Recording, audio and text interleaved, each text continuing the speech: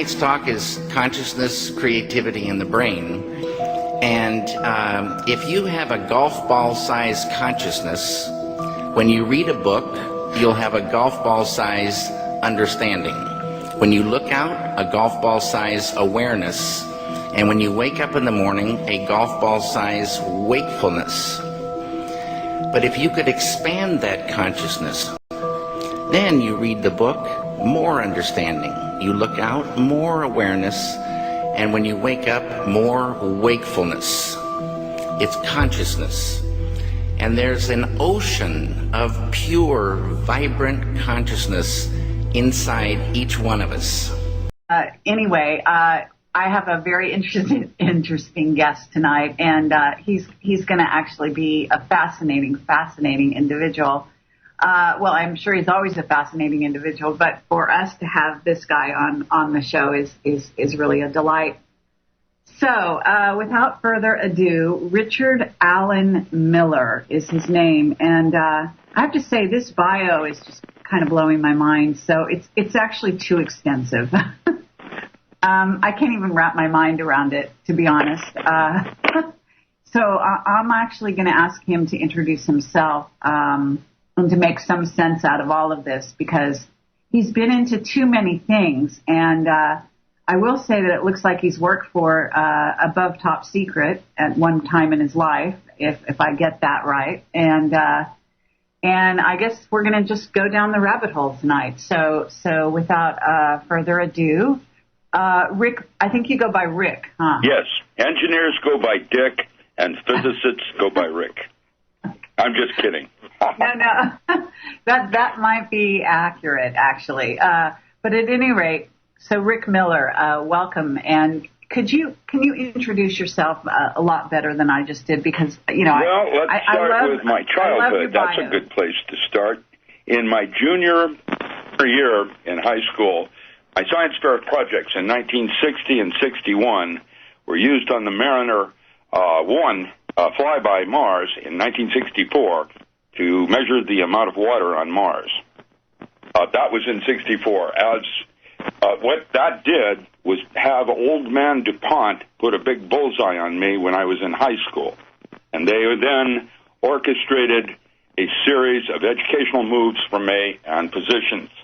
When they orchestrated my entire graduate work. I worked for DuPont in Wilmington and did my first graduate work at Delaware and then Princeton and MIT. My doctorate is in resonance physics. I am considered, emeritus in the world in resonance, having finished Hainsworth's work on Schumann's resonance. I worked out of anesthesiology. In the early years, when I went to work for Boeing, we started with Lunar Base Alpha 1, which was a scientific experiment on greenhouses growing pot on the moon. There's an article on my website on that. And then from there, I started up a program called SEAL Corporation, which was to take selected individuals from Navy and turn them into supermen. And I have written some books on how to do that. And I did so well in that area, moving with training astronauts and Navy SEALs. That's like SEAL Unit number 1. Then they moved me into MRU, which was called Mankind Research Unlimited, under Dr. Carl Schleicher. If you do a Google on him, he's your man, that's the smoking man in the X-Files. They called me Spooky Miller because that's what I did. I did most of the paranormal studies for Navy out of anesthesiology at the University of Washington. Now, I had a counterpart, Dr. Wilbur Franklin, that was at Kent State, and then, of course, Dr. Carl Schleicher was on Wisconsin Avenue. And he was at that desk for 48 years. Oh, he was probably an alien, who knows. He was, in his own way, responsible for a lot of studies that are now, written as screen scripts for TV and things of that nature. I was basically unwilling to move to Hollywood, and so I ended up helping Chris Carter write most of the X-Files. Basically, I was one of the advisors on set. I would go up to Vancouver and actually tell them how it was. Our team which was MRU, was basically a collective of unusual backgrounds, and we were basically a team. Whenever they encountered something they could not understand, they would bring us in and, basically try to see if we could figure out what was going on. We never did any more than anybody else because most of the things that we were brought in on are not knowable. I mean, that's probably how that works. If you're dealing with an alien that is, let's say, approaching God status or that cannot be known, what are you doing? You can conjecture. I think Carl Sagan said it best when he said aliens are actually from much further away and much closer than we realize. And his movie Contact, which used a vector equilibrium matrix to fall into a timeless spot with a cluster, was exactly accurate. That is, as we understand it, how time travel works, applied in between dimensional physics. But at that time, we knew, and this is in the early 70s now, we knew about aliens and things like that. Wayne Aho was around, with George Adamski and those people, but really, we were at that time way more worried about what the Russians were doing. A lot of emphasis on paranormal studies. We were looking for supermen, so like maybe one of the first studies I did was at the Menninger Foundation with Jack Schwartz. He was able to not feel pain when he'd stick needles in his arm and could stop bleeding. How does that work? Navy wanted to know how that works. And so in we went to try to figure it out. And in most cases, it was like catching flies. Our mouths were open in disbelief, and while we might have a theory, we had no clue, really. It's, as bright as we were, we still went up against haven't got a clue. And, of course, even I had top secret clearance with vault permits. They did not call above top secret at that time. It was called vault permits. That would mean you could go into certain vaults without a need to know. And the above top secret, I don't even know what that is. That must be something newer because when you had an orange badge, that means you were top secret as opposed to secret or classified, and then they would have green tags or buttons that would go on that, which was, vault permits. That's, as I remembered, how it all worked. To being a physicist, when it seems that you also have taken a turn somewhere along the line into consciousness. Oh, well, yes. My academic backgrounds are in physics. After 11 years with Navy, I realized what I was doing in terms of working out of anesthesiology. I was doing synthetic. I was doing drug studies, chip implants, and microwave studies. When I realized that all of this stuff was being used as weapons, Commando, Solo, some of the other projects that we developed, and as a result, I just walked away. It turns out that was part of the grand plan, and I became a dirt farmer. I went into agriculture, alternative agriculture. In the last 35 years, I've been farming, and it is only recently when I met and became friends with Nick Begich that he brought me out of retirement. I started writing for Nexus Magazine on some of the older things that I did, and now I'm starting to be more current. Spirituality is not what you do, how you do it. There are many different forms to God, and what I was always a seeker, and so I was always aspiring toward meeting a teacher. A teacher can only take you as far as they themselves have been. And so you go out into the world looking for the most impeccable teachers that you can find, because that's all the further your knowledge base you're going to get from that person. And so I went out looking for holy men. I found some.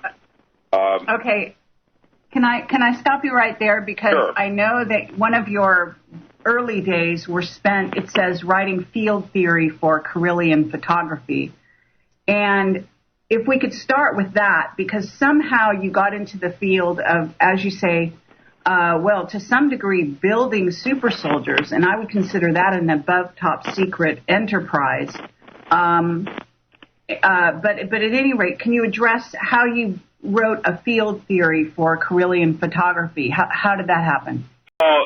Basically, what we were doing, not like the great Randy, but we were going in to sift through all the myriad of conspiracies, rumors, theories, phenomena, and sifting out what seemingly had viability for study and what was obviously a misleading situation. Kirlian photography turned out to be, that was 1970 when I wrote a paper called The Physical Mechanisms of Kirlian Photography that Dr. Stanley Krippner had me publish that with some works with Bill Tiller and Edgar Mitchell. And that was in Energies of Consciousness, a book by Gordon and Breach.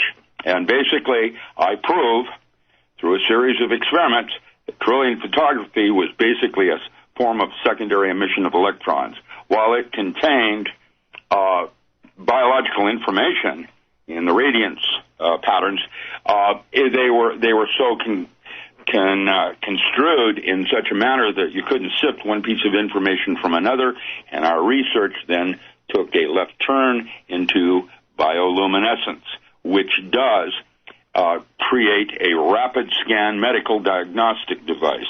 Originally, those started as CAT scans or what we call MRI.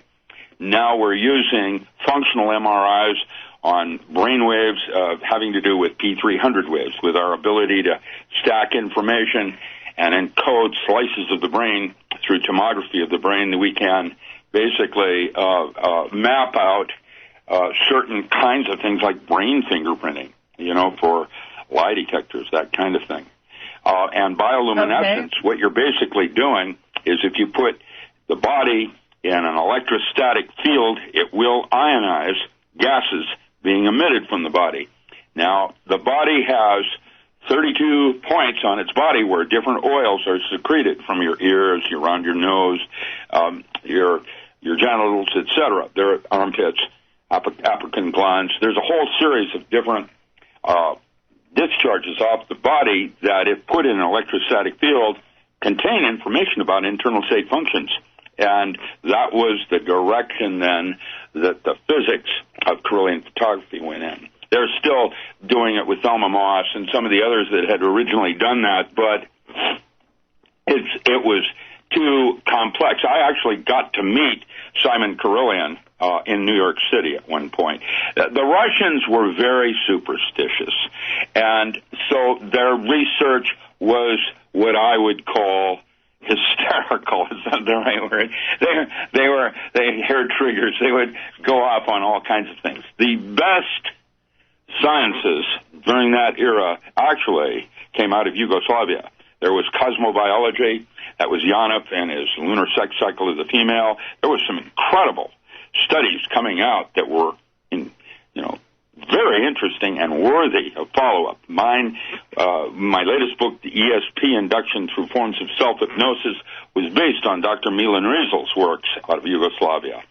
And it turns out that all these different states of consciousness, that's what I do is consciousness studies. All the different altered states of consciousness provide abilities that you can do things in those states that you cannot do in a conscious state.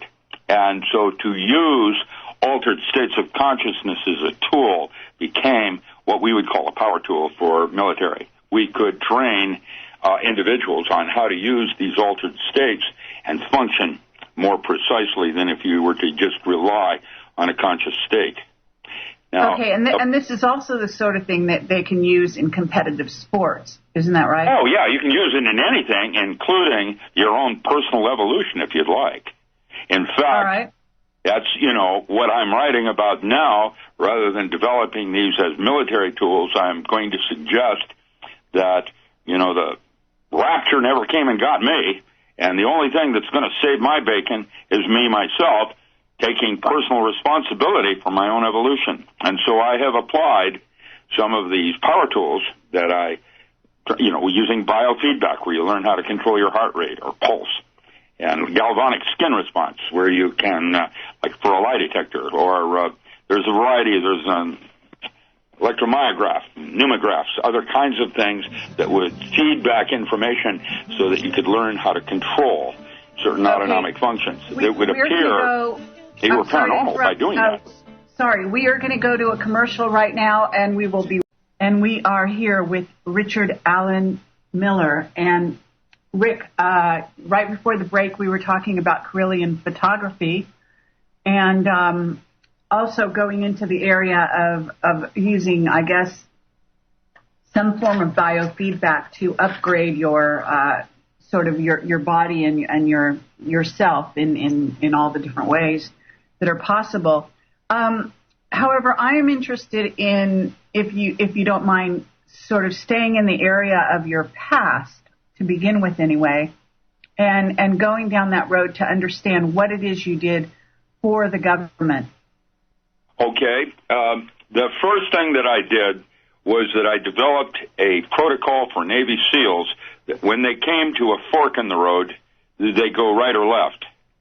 And they didn't want it to go through consciousness, which allowed for mostly statistical inference, flipping a coin in the air. They wanted something that had a 3 sigma error coefficient, like they were talking on your commercial, a 99.9975% probability that the event or decision was correct.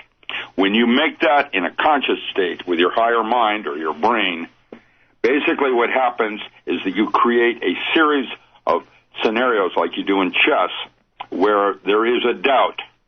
And what you wanted to do was get into the lower gut level of knowing and having more information, which apparently also appears to be outside space and time. That means you know what to do. The idea is, how do you get access to it? We used hypnosis. We used a special 10-second protocol where you would ask the question, go down into a state of consciousness, and then just simply acted. And that alone became the first protocol that was used to train Navy SEALs into being better decision-making.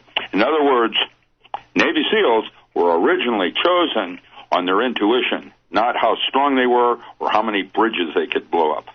Originally, they wanted individuals that when they had to go internal and make a decision, it was normally always correct. How do you do that? Okay, we went into a laboratory and discovered an altered state of consciousness, a very specific place where your ability in guessing increases 400 times over where you are right now. We call that ESP, but it's not really ESP. Well, it could be. It's that we have other senses that we're not tuned into from a conscious state of mind. I'm right now working with Kristen Marlowe. Where is he from? He's from a graduate student at St. Louis Synesthesia Labs and UMSL and the Philosophers Forum. And basically, what they're trying to do is understand the different states of consciousness and how we translate those into our normal 5 senses. In extrasensory perception, you don't really, with clairvoyance, you don't really see something. It's how your consciousness is somehow absorbing that information you already have from other channels. Who knows where it came in and how it came in. How do you tap into those parts of your reality and then be able to act on them? And that was the first protocol. Let me ask you this, because I am an intuitive and I'm very familiar with what you're talking about. Now, what I would wonder, though, is, have you heard of, first of all, Dr. Pete Peterson? Dr. whom? Pete Peterson. No. I remember I've been out and in the closet for 35 years, and it's Nick Begich and Duncan Rhodes and some of the others that are trying to get me out to talk and straighten out some of the misconceptions out there. No, I'm not familiar with him. All right. Well, he would have worked back in the same time you did. I think you're even around the same age, possibly. Yeah, I'm 68, worked out of Boeing. Okay, you might be a little younger than him. Anyway, what I was just curious. I do have a very long interview with this man, and I'd love you to see it and then come back to me with your impression. Sure. He also worked with the concept of super soldiers, although maybe from a different... Oh, I saw that interview with you. That was an individual that was at birth, selected or something, and he was a super soldier. I believe I saw that with you and your partner did an interview on him. Person, though. I'm talking about a scientist who worked on the other side. Not the super soldier himself that I saw that also. Yeah. No, this is a doctor who a physicist, I believe, like yourself. Anyway, that really doesn't matter. At this point, when you do what you do, did you deal with remote viewing? Were you aware of the concept of remote viewing back then? Remote viewing came later. That was Russell Targ. Our work was out of Stanford Research Institute. Bill Tiller worked for me, and it was Andrea Puharich that was one of my teachers. Basically, Targ came later with remote viewing. Remote viewing is not astral projection. I'm going to lay it down what it is. It's a form of PK phenomena, which means it's outside the body, and as such is extremely risky to the individual or viewer. And there's a tremendous danger because as you try to, let's say you're doing a remote viewing of Mars, and you encounter some kind of an entity, that entity, because it's coming through a PK mechanism of transport, can actually cause changes in you and be very seriously dangerous. And that was one of but remote viewing came in the 80s, and all of the work I did was in the early and mid 70s. Stanford Research Institute at that time was mostly run under Targ, and some of the others, actually, they came in 84 or 83, I think. Okay. Much later. We were into astral projection, the Shirley MacLaine thing with a silver cord, the relationship of taking your consciousness to location and taking the information. The whole thing has to do with the way information is grouped into space-time. And basically, space-time is a subset of a much more interesting universe and is not really actually real. Lawrence LeSean wrote a book called The Medium, the Mystic, and the Physicist, which talked about the three grand illusions: space, time, and ego. And basically, ego is necessary for survival. It is a extremely important part of consciousness, but in the whole scheme of things is a little tiny dot down there on the left-hand side or something. It's not very important in comparison to the whole of everything. And space-time are the same. It has to do, space-time has to do with the way memory. Robert Ornstein says that time is a duration of consciousness. It's the fact that you have two brains and a noodle or a bottleneck moving information from one side of the brain to the other, and it creates a duration, and that's the way you wrap your proteins and store memory. And so you have a duration of consciousness, which you then call time. However, one of the things that we taught our Navy SEALs was how to change their perception of time, where you would go from, let's say, Hangao, a form of dragon form of fighting, into let's say, Tai Chi, where you experienced everything in slow motion. In fact, what was really happening is that you were hallucinating, if you will, from a conscious state point of view, but enough that you could move with the precision of having the curvature in your hand to be perfect for the blow that you were doing. And while it was in very normal, rapid time, you experienced it in slow motion because of an altered state that you would put yourself in. This is a technique that's used for advanced boxing. And it's like that. Time isn't real.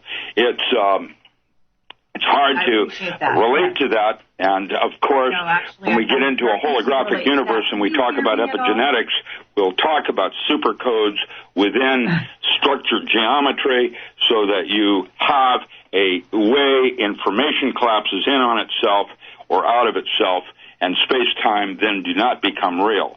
And that was one of the first things we observed with psi energy, was that it was independent of space-time. That was with the Edgar Mitchell experiments that I did when I was at Mission Control.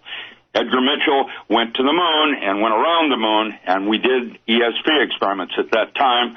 They're fairly well known and led to my new book that I've written on ESP and how it works.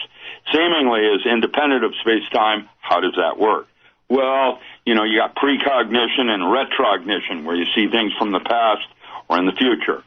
Time and space in these forms of consciousness aren't as real and hold a different subset of informations that allow you to make better decision making. Okay. Now, can you hear me? Yes, I can. Okay, very good. I wanted to know if you know Hal Puthoff. Yeah, I know. Yes, I knew him. Yes, and several others from that whole area. There was yes. Okay. Okay. And did you ever meet Ingo Swann? I'm sorry. Ingo Swann. Yeah, Ingo Swann and Puthoff were again also younger than me. I understand. Kind of an grumpy old man. I was older. Well, and we were doing, at that time, what was called blue sky research, where in the 80s there was a change in protocols and you had to have application. If the research was not going towards something that could be used, they didn't fund it. In the 70s, it was open and blue sky, and then in the 80s, everything changed. Okay, that makes sense. Did you know Edward Teller? Yeah, Edward Teller, no. I knew Bill Teller, and I knew Nettemeyer. Nettemeyer worked with Teller, and Nettemeyer was at the UW and was one of the physics professors that worked under our program. We, at that time, did the experimental research in parapsychology at the UW. Teller... research in parapsychology at the UW. Teller at Livermore Labs? Yeah, yes. You're talking about William Teller with the bomb. Yes, that was at Livermore. Nettemeyer was his second in command and was at the UW. That's why I mentioned they were both older than me. I see. When you say at the UW, what is the UW? University of Washington. I'm sorry. Yes, that's right. University of Washington, Seattle. Okay, fine. That's where most of, I did all the paranormal studies for the West Coast. Bill Franklin, Dr. Wilbur Franklin, was at Kent State and did everything in the Midwest, mostly out of the University of Chicago, and then Dr. Carl Schleicher ran everything on the East Coast. He would do Montauk and some of the other experiments that were East Coast projects. I did most of them on the West Coast. I did not meet Teller at Livermore, although we did a number of experiments at Livermore and China Lake both. They were all both Navy facilities. That's whenever it was Navy, that was me. Sorry? I want to ask you a question. Are you familiar with the term information field? Super matrix field is what you're saying? You're like talking about Bearden and scalar physics? Well, yes, you are. Yeah, yes, in that sense of it, they don't call it that. Actually, it was Dr. Charles Muses at MIT that called it hyperdimensional math. That was before string theory, and that's where we first started the physics of those alternate universes or parallel universes to be distinguished differently than resolutions of a hologram. Resolutions of a hologram, as opposed to a quantum universe, would see the universe in the way information, not space-time, would fold into or out of itself. And we were more interested in information which was outside space-time. In other words, it was a more developed set of information structures than space-time was. Space-time was illusionary, like blowing a balloon up. You can put so much air into it, and the balloon gets larger and larger. And that would be a bubble, if you will, on a string, like a little pimple or something. And that is basically what consciousness does, is it takes the possibilities or imagination and makes it reality. In other words, what we discovered is that all things that we perceive starts on the inside and is projected outward. In other words, it all starts with imagination, and you create what we would call thought forms. And with that model for the way reality worked, we could make Superman by using that as an assumed truth. If you used that model or universe, then there were things that you could do. For example, in a holographic universe, that would make the brain a four-dimensional hologram of five-space, because it's an amorphous semiconductor, liquid crystal phases, that kind of thing. That means that you can change the movie. Okay. All right. Well, this is let me ask you this. Would you say that your objective was to get out, when you say space-time, you're really talking about what we think of as possibly the 3D universe? Yes. And the DNA, if you will, is a three-dimensional hologram of force space. Holograms are an abbreviation like fractals. They are the way information folds into or out of itself. You start with a physical plane. You have above it an emotional plane, which is the way your subconscious and higher self tries to communicate to you, which means the emotional plane is actually the physical plane with more information. And then you have an intellectual archetypal. Timothy Leary called those neurologic circuits and have now been called by other scientists memes, or ways of categorizing events or information, the way you would categorize it. Is this a physical thing or is this an emotional thing? All right. We again have another commercial here. I'm sorry to interrupt you, Richard Alan Miller, and we'll be right back. Thank you. Talking to Richard Alan Miller, a physicist and an explorer into the nature of consciousness, I would say. Rick, are you still there? Yes, I am. All right. By the way, I loved it, you playing Jesse Colin Young. You know, Jimi Hendrix was going to Garfield when I was at Mount Rainier. We were the same age. And you were playing Jesse Colin Young and the Youngbloods, and I haven't heard them in a long time. Oh, cool. Okay, very nice. Well, we can thank my my engineer for that. He's right on it. My era. Anyway, what I was wondering is, are you familiar with Arthur C. Clarke? Yeah, Arthur C. Yes, I am. Arthur M. Clarke was a leader, and I have had the great privilege of speaking at conferences where he was also a speaker in Chicago. Now, that's almost 40 years ago. Arthur M. Young, there was a number of others, Robert Ornstein, some of the others that were pioneers in that area. Dr. Stanley Krippner was my mentor, that and Andrea Puharich. Those were the ones that trained me when I started working for Dr. Carl Schleicher. Okay, now let me ask you this. Did you have these techniques, did you have this ability yourself? In other words, you're a physicist investigating this. Did you have these abilities or not? Yes, later. Basically, anybody can do it. What I did is I developed the model, and then Gnostica, back in Llewellyn's company, back in, they had these big Gnostica conferences. They brought Dr. Rind in. Actually, they didn't bring him in, but the Foundation for the Study of Man, and they held this big ESP contest. They brought in Gene Dixon, Sybil Leek, all the usual suspects, and then I was invited to participate in demonstrating the model and how well it worked. I won the event, of course. There is, in the book and other things, discussions on how that all went down. Actually, by the third round, people were starting to worry because I was way beyond even the best psychics. Out of a run of, let's say, 20, the average would have been, let's say, out of 20 was 1 in 4, so it would be 5.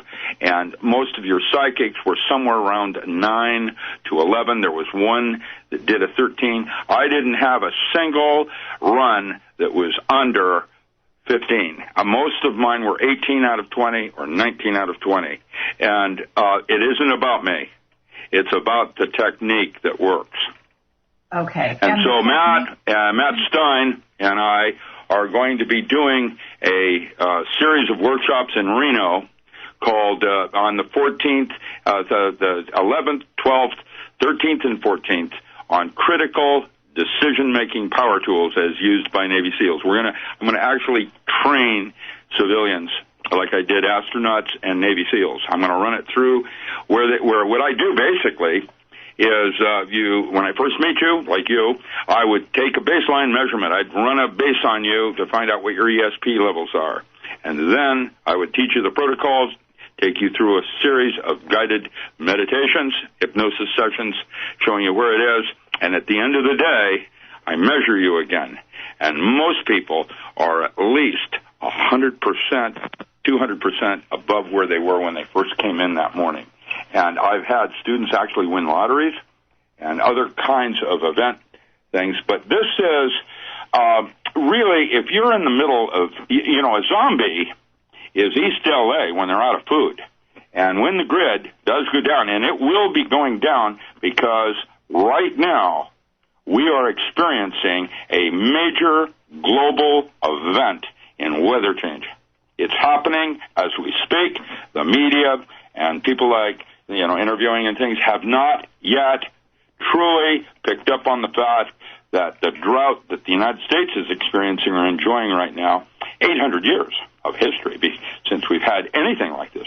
And it's going to get stranger in the next several years. There are reasons why this is all happening. It doesn't really matter what's going to happen or when. I would say it's time for a lifestyle change. Start with your water and your food. Okay, and we can definitely go down that road with you towards the end of the program, but I still want to keep you on track here.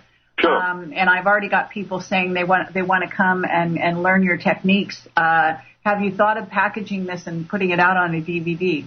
Yes, that's next. I have the book, and of course I had a standalone article in Nexus magazine that ran it down, ABC, here's how you do it. Basically, It just takes practice. And once you start that program and keeping an honest journal, diary, off you go. And really, it could probably save your life. Okay, yeah, I'm sure that that's true, and I actually myself, when I'm speaking, I'm talking to people about this sort of thing as well. So that's very interesting. Let me take you back again to the sort of remote viewing, because your description was actually wrong in terms of what they put out to the public, and I wondered if you're just not aware of that. In other words, yes, what you're talking about is remote viewing that is a sort of a way of bilocating and actually doing even more than bilocate, as you say, out of body, whatever you want to call that, while you're still conscious. And well, okay, very doable. Extrasensory perception has been classified into two categories, coming from inside the body or outside the body. Inside the body is called ESP, and outside the body is called PK phenomena. And I'm going to suggest that remote viewing is outside the body. And that was published in Emergent Mind Bulletin Online with Leon Sidoroff and some of the others. Basically, it is not astral projection, and as such, right from the early years that they started exploring with that, using drugs, it is extremely dangerous to the viewer. Okay, but it actually will cause changes in them that they're not necessarily wanting. Okay. Rick, can you hear me? I'm sorry? Okay. I just want you to know that I've interviewed some people that are top teachers in this area, and I can guarantee you that they would not acknowledge what you've just said about their technique. Well, I was the government. We were the ones that were doing the studies.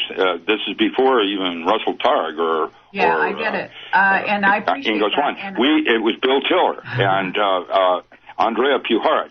And that group down that was doing the primary studies at SRI. However, it was the University of Washington where we were actually doing the true studies on consciousness with altered states. Delgado was in a lab next to mine before he went to Yale. He was doing chip implants. Dr. Moore was doing ketamine, telepathy, and BZ studies, and I was doing the microwave, synthetic telepathy, mind control stuff. And I have recently written an updated paper on mind control, what they're doing now, and it's unbelievable compared to back when we were using microwave. I mean, it has gone way over the edge. And we can talk about that later if you'd like. No, I'm going to be giving a talk on mind control, the same one I gave in Brisbane for the Navy. This last year I was in 2011, I went to Brisbane and delivered the new directions of mind control and possible defenses. And I have to tell you, it's unbelievable what is happening now with synthetic telepathy, mind control stuff. And I have recently written an updated paper on mind control, what they're doing now, and it's unbelievable compared to back when we were using microwave. I mean, it has gone way over the edge. And we can talk about that later if you'd like. No, I'm going to be giving a talk on mind control, the same one I gave in Brisbane for the Navy. This last year, I was in 2011. I went to Brisbane and delivered the new directions of mind control and possible defenses. And I have to tell you, it's unbelievable what is happening now. And I'd like to say that. Let's go there for a moment. Monsanto is the true Antichrist. Originally, Monsanto was a weapons company that made 2,4-D and Agent Orange and later Paraquat as weapons for the military.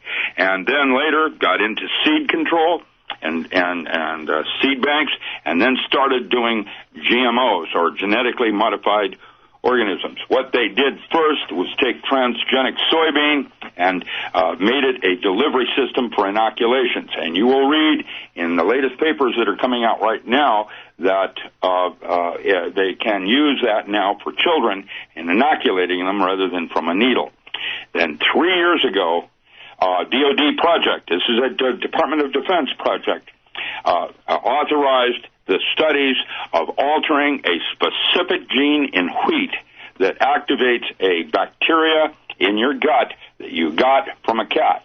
Everybody's got it. If you've stuck your face up next to a cat, you have that infection in your body. It's a specific bacteria, and it's basically inert until this wheat product and this altered gene activates it.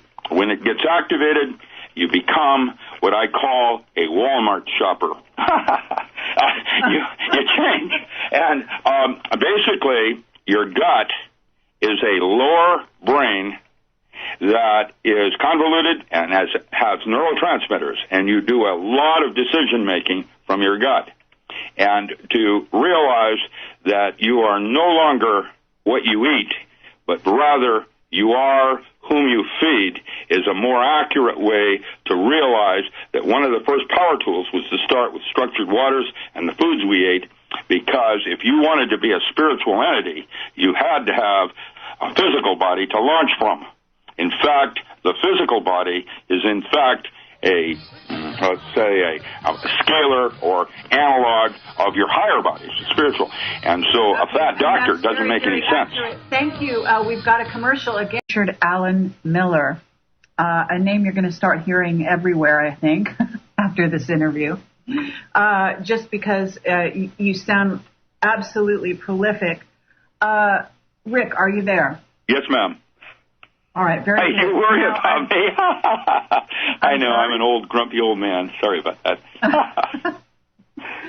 Okay, look, we were just starting to talk about Monsanto and mind control. You were talking about... Monsanto is a weapons company. They're not a GMO company. That's just one thing they do. You know, right. The interesting thing was they were under DuPont. I was basically working for old man DuPont, so I was a Jesuit for the Church of DuPont, and he reported to Rockefeller. That's all changed. Now with the New World Order, Monsanto owns DuPont. How does that work? Well, it's kind of like the U.S. Forest Service owns USDA. You know, the little bureaucracy within the organization takes over.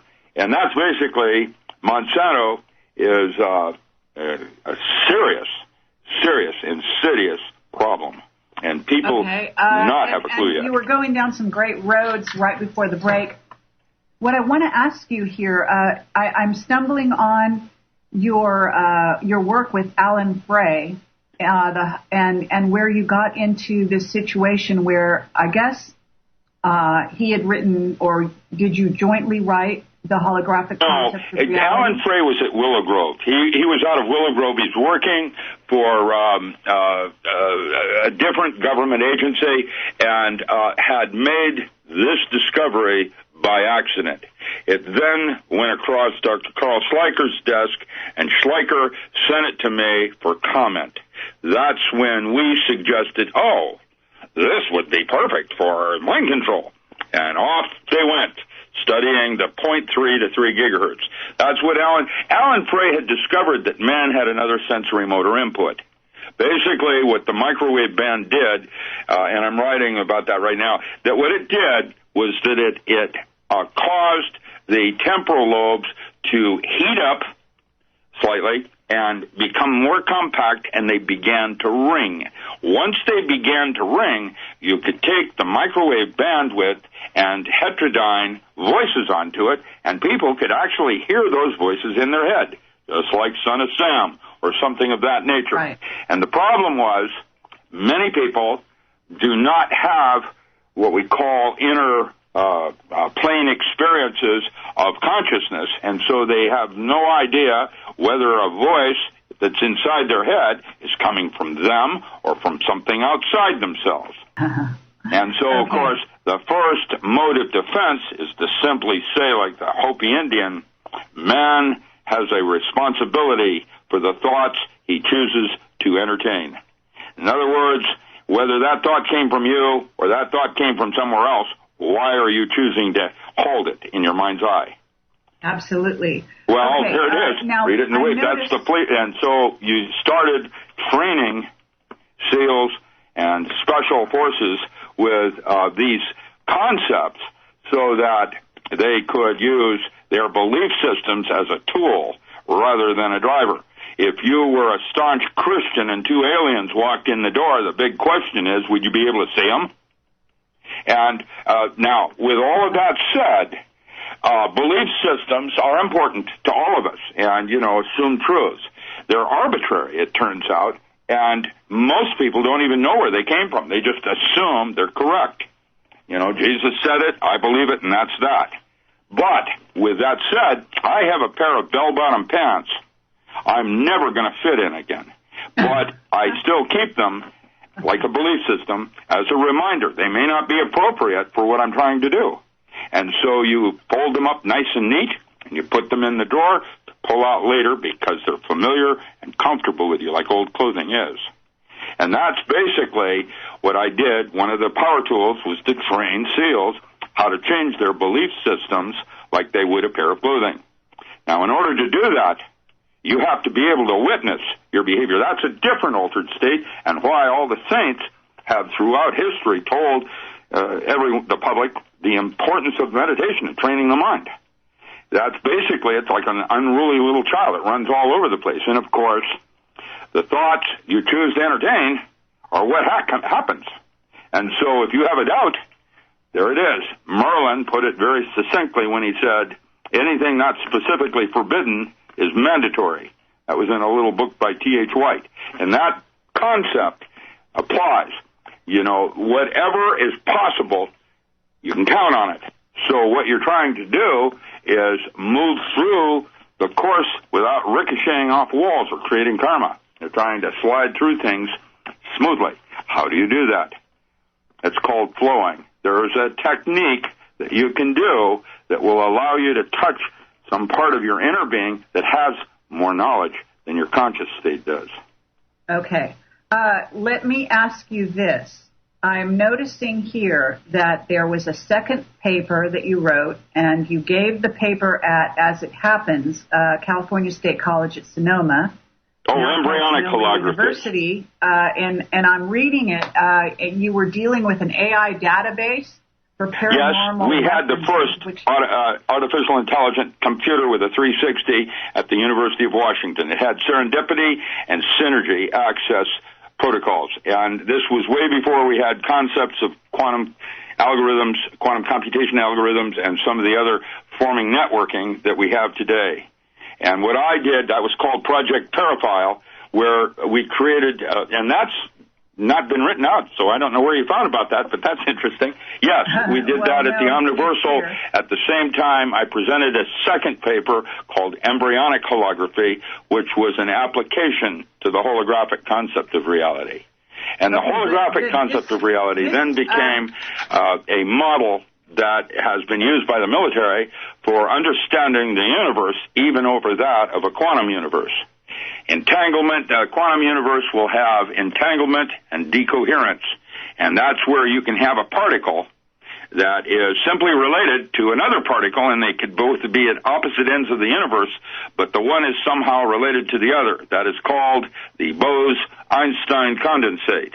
In a holographic universe, we would suggest that it is the same particle with two cameras on it. So you're getting two levels of a hologram, and you're confusing planes. And that is a more accurate way to approach the universe as holographic in nature. And that part, the embryonic holography, showed how it applied to biological processes from rabbits in Burr out of Northridge and several other universities, Yale. Northrop and Burr were at Yale. Rabbits was at Northridge. There were others that were doing these concepts, which led to the math that you're familiar with now called fractal math. Basically, if a hologram is a certain size, like a Mandelbrot generator, the next size up has a specific size to it or dimension, just like going from the physical plane to the emotional plane, intellectual plane.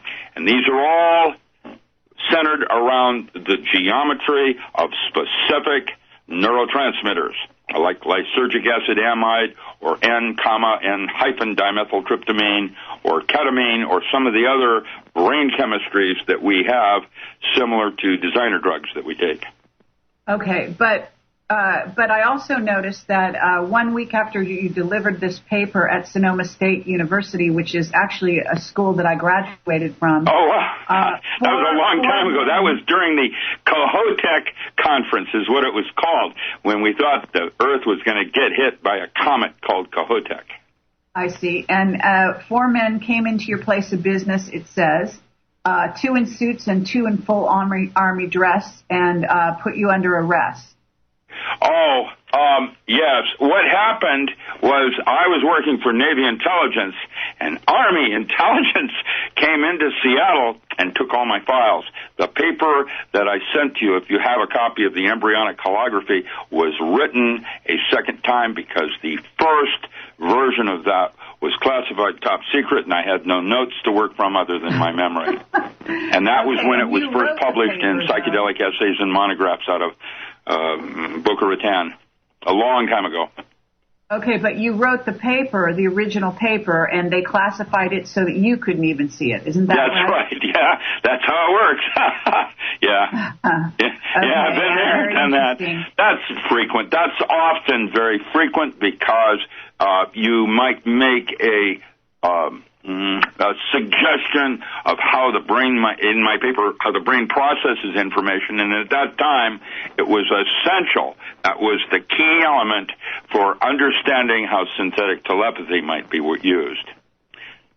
By the way, synthetic telepathy now is the primary first ordinance used by everything. If you look at Afghanistan and they list all the ordinances, the airplanes and the bombs and the rifles and the bullets and everything that were used, at the very top, before anything happened, on both invasions of Iraq, for example, was Commando Solo.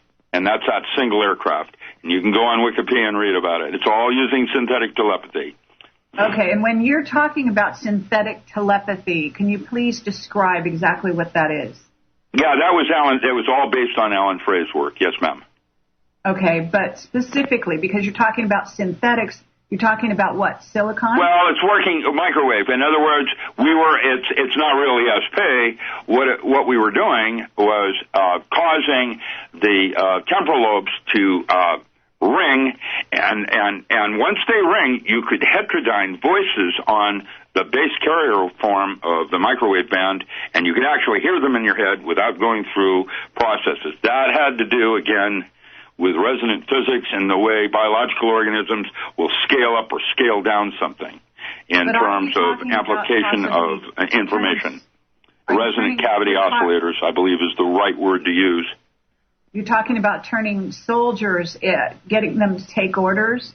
No, mostly it would be as a communication system if everything went down. That's why they developed HARP as well. Esplin and some of the others, when we were involved in that, they wanted to use my frequency bands, and they wanted to put a second station after Nick Begich wrote Angels Don't Play This Harp. He's my publisher, by the way. When they did that, then the second facility, when Europe started going sideways on the whole thing, was down in Australia, in central Australia, near Adelaide. And what they were doing was trying to set up a global screen of these frequency bands, like you would an ongoing commercial in your head all the time. You couldn't turn it off. And it didn't work. In fact, what did happen is even more weird with HARP. But my website will have some recent blogs on how it's messing up the ionosphere and how it pushes this way and it causes that. I do not think that the global events of weather change that we are currently enjoying is related specifically or wholly to HARP. I believe it is part of a much larger problem of a small group of people trying to control the weather. Okay, and but let me tell you, they can control the weather now. Hello? Yes? Are you familiar with the nano-satellite grid? The which? Nano? Nano-satellite grid. No, I'm not. What is that about? Oh, have you ever heard of Mother? No, okay, now you're getting into areas that I, realize I'm just out of the closet. I have been in recluse for 35 years. Now what I'm doing for Navy, I'm back working for Navy Intelligence, of course. You never really get out of that club. I have a handler. Actually, he refers to himself as a wrangler. Wrangler is the person that handles small children and animals on set, and they consider me a loose cannon. So basically what I do now is I network rural communities and bunkers for congressmen like Dennis Kucinich. Kucinich would refer to me as the postman because I have a photographic, it isn't a photographic memory. What I have is an eidetic memory, very special. And as such, it makes me kind of weird because I don't forget anything. I'm like a 4-year-old that never became 7. I have the same inquisitive, I'm going to check out, Mother. You can count your socks on that one. Find out what that's all about. Satellites. I'm to death to hear that because I love it when I can get a person I'm talking to connect the dots. And because I talk to so many different people, if they would only talk to each other, we'd really get somewhere. Well, that's what you're so good about. I would think you're a more interesting person to interview than even me because of all the weird people you have interviewed. You can only guess what you think. I think you're really you're one of the top type of interviews that I would ever prefer to do, to tell you the truth, because you've got an incredible vast knowledge in your brain, and it's just a matter of getting to it.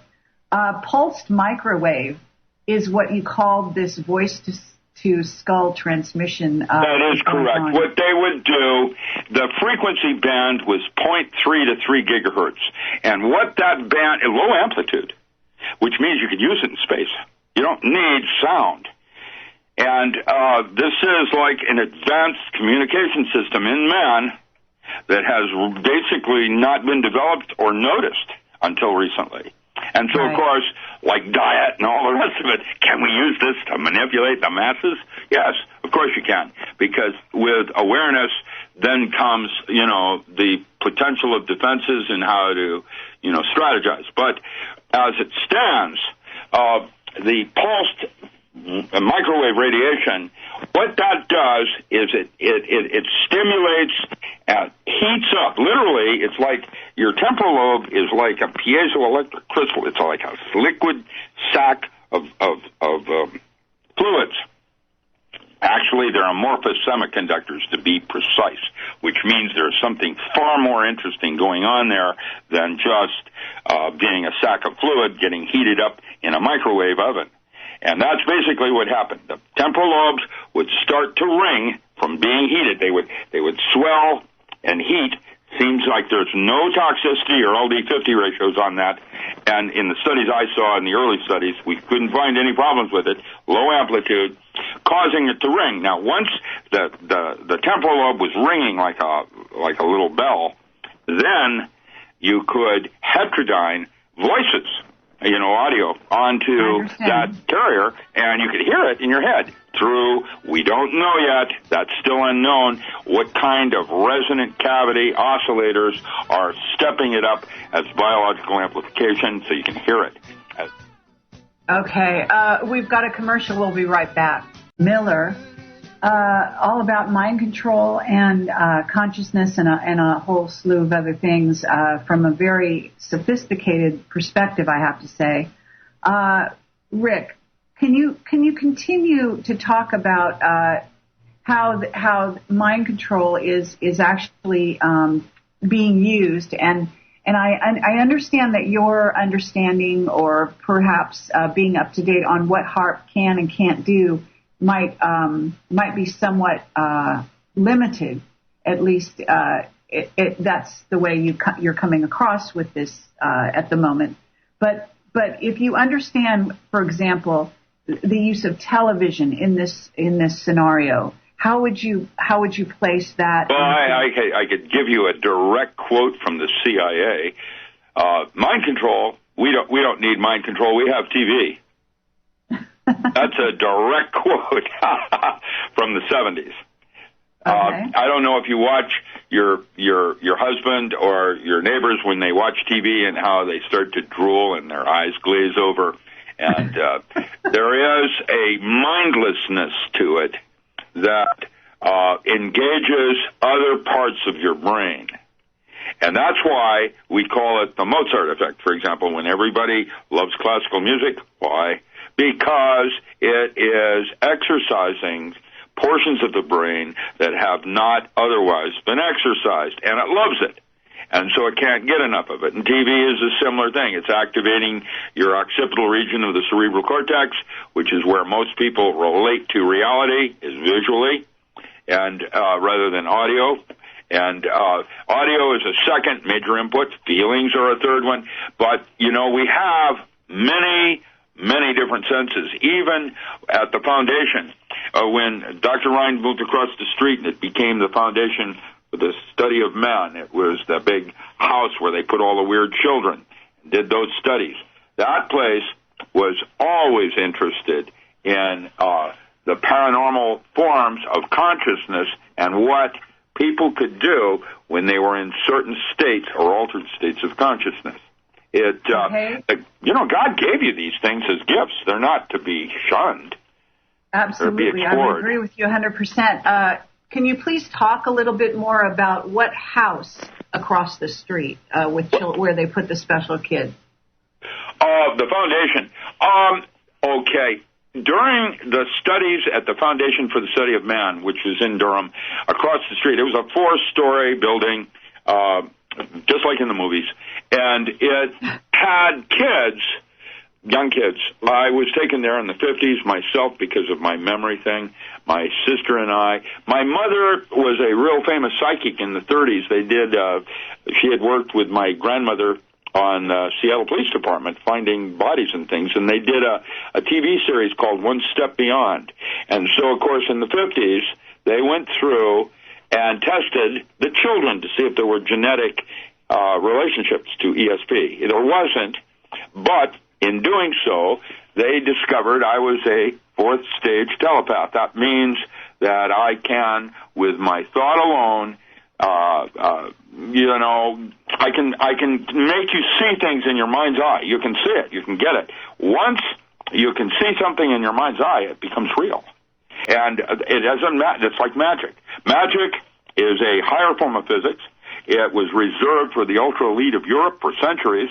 It was only this last century when Crowley advocated the use of drugs as a valid form of magic, which it is, has a lot of danger and risks, and realize, I always like to end that talk with Crowley dying as a drug addict in Hastings. And remember I said a teacher can only take you as far as they themselves have gone, and Crowley died as a drug addict. So back then, they didn't even understand things like addiction or what that truly meant. Laudanum and the use of certain kinds of morphine derivatives at that period of time in history was relative. I mean, people knew that it wasn't right, but they didn't have the definitions of what really is going on. It's interesting because, for example, there's a friend of mine, Rick Strassman, has written a book about witch burnings in France and in the 17th century, and every single witch burning he was able in that period, in that area, was able to be traced to ergot poisoning. In other words, people had gotten poisoned with ergot in the bakery and were hallucinating, had no concept of what a hallucination was about, of course thought they were involved with the devil.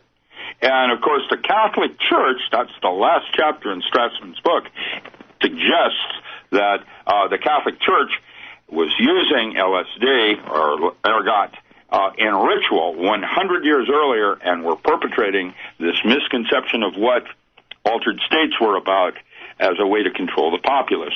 Today, we're doing the same thing with our foods. And it's unbelievable, because people have no concept that the body, if you look at the physical body, human body, it's mostly bacteria. Very little of it is human. I would say less than 10% is you, and the rest of it are all these different bacteria and water transport systems vying for a level ball field. That's why homeostasis for everybody is quite different. And it comes down to your diet, because it's not you are what you eat, but whom you feed. And in terms of you are what you eat, that would be audio, which means even if something were wrong, one of the first things we would train a Navy SEAL is not to say it, because saying it would make him hear it, and that would reinforce that part of the belief system or a doubt or the possibility of something. And so, you had to be very careful. A man had a responsibility for what he says. Man has a responsibility for the thoughts he chooses to entertain. I mean, there's a whole list of Hopi proverbs, if you will, that's where they came from, that basically teach one how to become a Superman by controlling your thoughts. And your thoughts are what create your reality. And it's called thought forms. And the mathematical equations of consciousness that are in my ESP book, they all came from Yugoslavia, and basically looked at thought forms as durations of energy going into a question or a thought form, and the more you do it, the stronger it comes out. I believe they called that in Tantric Yoga sex magic. The thought that occurs at the moment of climax happens. That was the principal centered forms around magic and how to create or change realities. You could use that sexual energy. In voodoo, they used blood. It was all working with higher forms of emotions above the physical plane. And then, of course, there are higher planes to that as you become more integrated with internal structures and, your internal landscape. Absolutely. Okay. So, and very, very well said. And I think that's great food for thought, literally, for the people listening. I want to back up to where you were talking about being a fourth stage telepath and your ability to really materialize what you think. It has to do with your intensity of concentration and the ability to focus in on something and to the exclusion. In other words, in hypnosis, we would say everybody is in a light state of hypnosis. Obviously, they're listening to this radio show and what I'm having to say, but there are sounds around you from outside, your dog barking, whatever, that are distractions. And so really, everybody is in a state of hypnosis. What we talk about as significant is the depth of hypnosis. And there are markers, biological markers, where you can do an ontology of the depth of hypnosis. When you're in this state, your fingers are numb. When you're in that state, your nose goes numb. That kind of thing. And what you're looking at is trying to exclude the external data from the internal focus. And that's the depth of hypnosis, and that's where the thought forms come. And if you have a very directed individual like myself, I'm a 4-year-old that is now 68 years old. What my mind can do when I choose to focus on something. Okay. And that is where yes. all of it starts, right there. And everybody can do it. I'm not special. I agree. But let's say witches, so-called witches, and other people that have used some of these abilities are used to seeing things materialize almost instantaneously in this way. And I have to say there's a television show called Alphas, which features... that exists. Okay, alphas are what, is a metaphor for what was happening at the foundation. What they were doing was they would find children that had special gifts, like your remote viewing. And then they would try to enhance and develop that using drugs and or guided meditations and other toys. And what happened next was those that were doing remote viewing projects for the government were having serious psychological changes and events happening that were hurting them. And we couldn't understand that until Lynn Sideroff, in her Emergent Mind Bulletins, decided to write on the mechanisms, and that's when it was discovered that because of the way the phenomena worked, it was part of a PK phenomena, or outside the body. That means it's something else causing changes, not you. Now, how does that work? Well, that's an interesting talk, because in Jungian psychotherapy, they would suggest that your daughter is not real, but simply a younger, feminine part of yourself that you're having dialogue with. And that's how bad you're hallucinating on reality. That's Jungian psychotherapy. And they either say that various archetypes and gods that are working, you're either possessed or you're complexed. You either have one god, in which case you're possessed, or you're complex, which means you have several stories. The Greek had mythology that would use these stories of human gods, like Psyche at the Well of Souls. And what would happen is, if you could identify which story you were participating in, you would know how the ending is, and if that was not the way you wanted things to end, you could change the story. That was called pathworking, or the use of the tarot. The 28 big stories in the city. It was a way to kind of group mythology with the physical plane and finding analogs on the never-ending stories that we have. We had 28 supposedly big stories according to the Greek. And the reason I liked the Greek pantheon over Egyptian was that it was more humanistic and easily identifiable, whereas trying to relate to Ra and Osiris, which were more animalistic or more deeper subconscious concepts of archetypes, were more difficult to work with. Okay, can I stop you right there, because I've got to cover a couple things. We are actually going to run out of time here, not too far ahead, and we also could take some questions from the audience. We have quite an active audience. Okay, good. Cool. Fine. I'd love to respond to questions. That's what I do best. Excellent. Direct questions.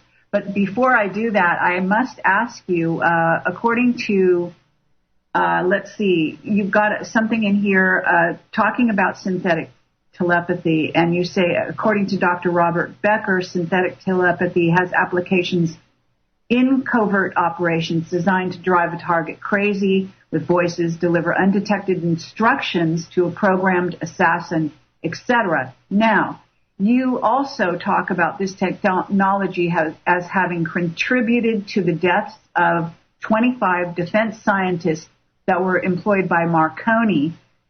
This is very important because I've been interviewing David Griffin about this story, about the death of the Marconi scientists in connection with, the Falklands War and things that were discovered in the Falklands, et cetera, et cetera. Are you aware of the Falklands situation, and can you elaborate on what you think caused the deaths? Yes and no. I'm not as active in that area because I stopped my research in that area in the 70s, and this is 40 years later. There's a lot of conspiracies out there.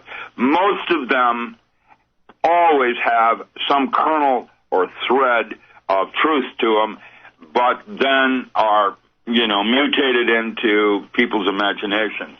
I don't know much about that at this point. Okay, well, I'm a newbie in that. You got to remember, I left everything in 81 and became a dirt farmer. And since 81 through now, I have basically been farming alternative agriculture. Now, that's a good thing, too, because this very moment in time will probably be the only time in history where physics and agriculture, where food is taken out of the monetary system and becomes a barter system, that man will most likely survive. I think community gardening and the idea of food being as a divine right as water, where they're trying to privatize water, that's crazy. It's like the air you breathe. You have to pay a tax on it now. That's nuts.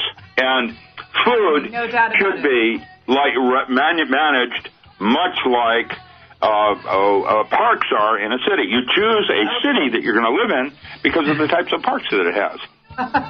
Okay, we'll be right back with Rick Miller. Thank you.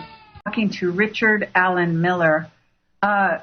Fascinating man, and obviously we just don't have enough time to interview you completely here, and so I would love to have you back. I would also like to maybe arrange a more complete interview without interruptions at some point. Rick, sure, we were talking about the Marconi scientists, and I do understand, but with somebody who has already acknowledged that they have, what did you call it, an eidetic memory? Eidetic, E-I-D, eidetic. Yes. It's photograph. It's like a photograph. What I do is like a 4-year-old, I take pictures and then can bring the picture back up and see the detail behind what I was photographing. So all I'm asking you to do is use that memory here on my question. What you do say in your article here is that most of the science worked on highly sensitive electronic warfare programs for NATO, including the what is called SDI. And I have recently read some material that indicates that SDI's real use was as a development tool to develop weaponry to deal with the, let's say, the hostile alien or alt-planet and some below-planet entities that have invaded our lives and also from the underground. So these people were driven to suicide. It's very clear by the manner in which they died that they were driven to suicide by something. Okay, yeah. What I'm going to say is I was actually, one of the things I did is go to Antarctica. And in Antarctica, there is a cave there that literally, I've seen it, is literally a mile high. It has weather. There is an underground earth through tunnels. I manage a bunker right here in Grants Pass. The so-called 1,000-year war with the Nazis, where we didn't actually win the war. They went underground. I don't know anything about any of that. What I do know is what I've seen, and I have been to Antarctica. I have seen that cavern, and so I know that it exists, and I do manage bunkers and have been to the Midwest, to Wichita and some of the other places where you have underground bunkers, the networking. There's one bunker here in Grants Pass, Oregon. There's a book out called Secret Bases in Underground Bunkers or something like that. I can't remember the title. There's a whole chapter on the city where I live, Grants Pass, Oregon.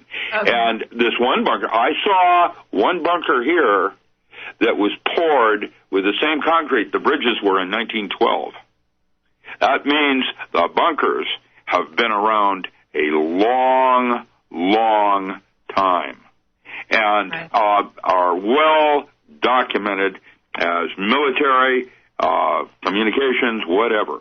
And there is one artificial tunnel going up from Evans Creek near Medford all the way down to Hyam, which is 4.5 hours by motorcycle, underground tunnel. Whoa!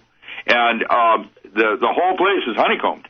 And yes. I don't believe that the general populace realizes the extent of underground. Now, why are we doing underground? Well, the primary reason is plutonium. And we haven't even talked about Fukushima or Reactor 4 and the hazards that that's creating. Right now, during the presidential debates, which is a joke in one sense, because none of the 18 candidates running for president, and that includes Ralph Nader, have addressed the serious question of Reactor 4 at Fukushima. And right now, today, that water, it's leaking. I mean, you know, there's water that's running across those exposed spent rods of plutonium, and the sea right outside of Fukushima right now today is 287 times higher than it was before that event. And San Francisco milk right now, the cesium-137 levels in milk from San Francisco is 100% above EPA standards. And FDA came out a couple of months back and said that those numbers are arbitrary and that you should have no worry about it. However, what I know is that there is an epidemic of thyroid cancer from children that were born from 1950 to 1970 because of the Utah above-ground experiments. And that radiation got into the milk and went across North America. And now there are 1 in 4 people that were born from 1950 to 1970 have thyroid problems. And it's all directly related to radiation. And that is what Mars was about. It was our get-out-of-jail card. And it turns out Mars has more water on it than Earth does. Okay. Did you know that? Well, no, not. I knew it had water. I didn't know it had more water. It has. When they do a picture of the Earth and the Moon, and they put a little ball between the Earth and the Moon, and that's the amount of water that's on the Earth, the ball is bigger for Mars. And why? The water on Mars is a structured new form of water called at 100 degrees below zero. It's in a slushy, semi-liquid form about 6 inches below the surface.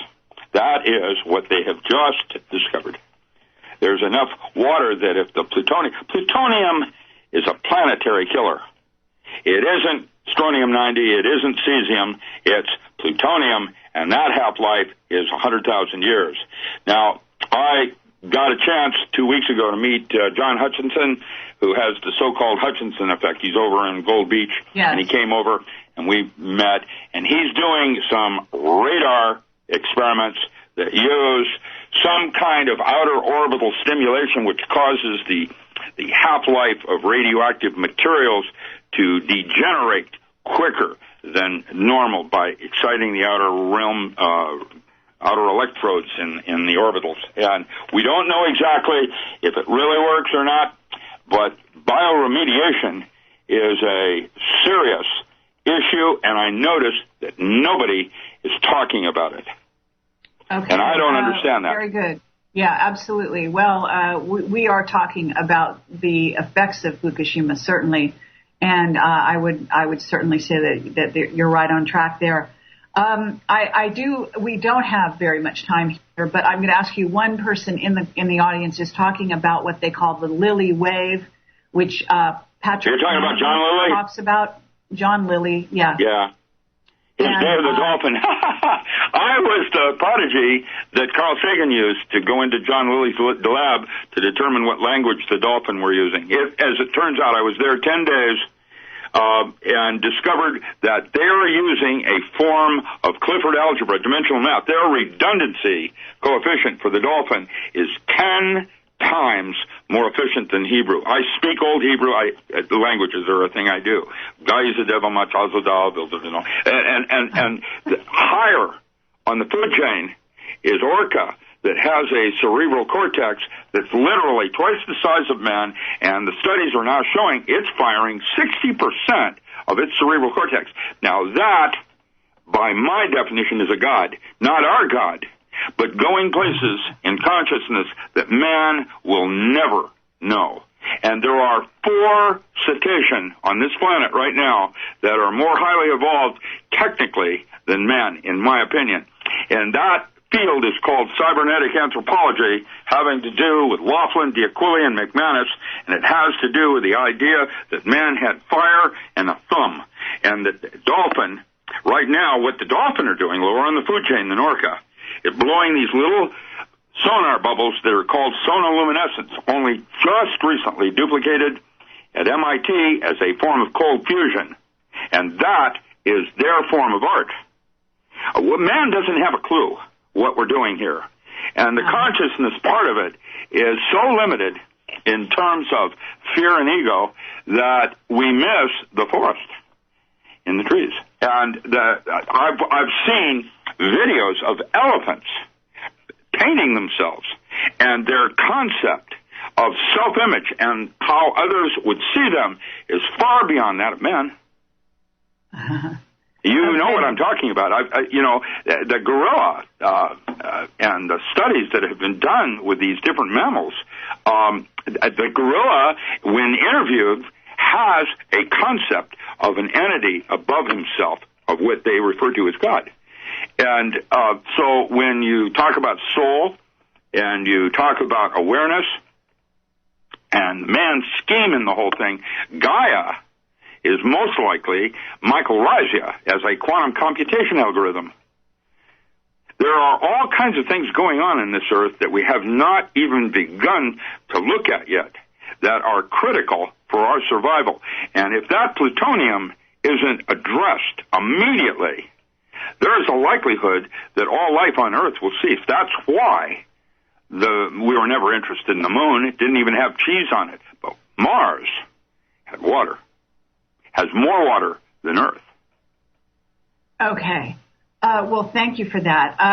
So in terms of, I guess, just to wrap the John Lilly side of things up, you actually were taken in there as a child prodigy? No, I was in my 20s. I worked for Carl Sagan. I was a known entity for languages, and they brought me in to try to determine what the language was. That's the only participation I did with John, was work on their language, the clicks and whistles. And literally, it is a form of Clifford algebra. Algebra, and so that means their communication and the bundling of information and redundancy was even more efficient than even Hebrew, which is considered by Avram Moles and others to be, aesthetic perception, and information theory. Yes, absolutely. Okay, we're at the end of the show. I'm very sorry to say. Thank you so much, Richard Allen Miller. I hope we can do this again soon. Do you want to give out your website or anything else? Yeah, my website is richardallenmiller.com. And right there on the portal page is a listing of different events that I'm doing with Matt Stein. I understand Matt is the one that introduced you and me. You've had him on your show, I believe. And so yes, and I'm going to have him on the show very soon in the future. Thank you again so much. I know people have really enjoyed hearing from you. Let's do this again very, very soon.